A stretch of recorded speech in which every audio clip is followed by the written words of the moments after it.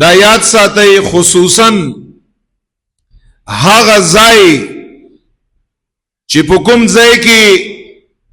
جان جانا او جان جہا او شافع محشر او حبیب کبریا احمد مجتبی محمد مصطفی سید الاولین والآخرین سید الانبیاء والمرسلین خاتم النبیین شفیع المذنبین رحمت للعالمین چې په کوم ځای کې مبارک آرام فرما دی او هغه مبارک مدفن شریف دی روضه اطهر یدا د خدای پاک جل جلاله په مخلوقاتو کې چې څومره مخلوقات رب متعال پیدا کړی دي که هغه عرش دی که هغه کرسی ده که هغه لوح دی که هغه قلم دی که هغه اسمانونه دي که هغه ځمکه ده چې څومره مخلوقات رب متعال پیدا کړی دي د عرش او د کرسی او د لوح او د قلم او د بیت المعمور او د سدرۃ المنتهى او داسې په ځمکه کې او داسې په اسمانونو کې په دغه ټولو کې افضل او د ټولو نه بهتر محمد مصطفی علیه السلام مدفن شریف دی چې کوم ځای سره حضور مبارک دغه پاک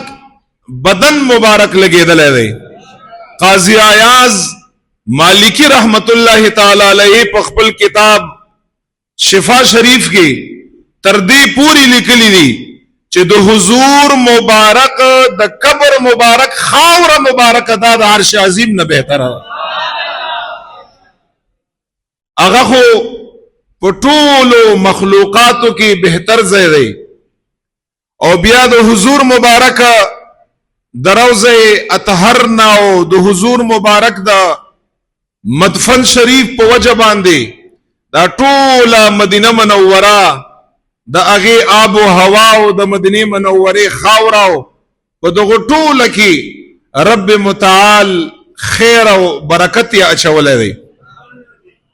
زمونږ او په تاسو مسلمانانو باندې دا خبره لازمه ده او دا د ایمان تقاضا ده او دا خبره زمونږ او په تاسو باندې فرض ده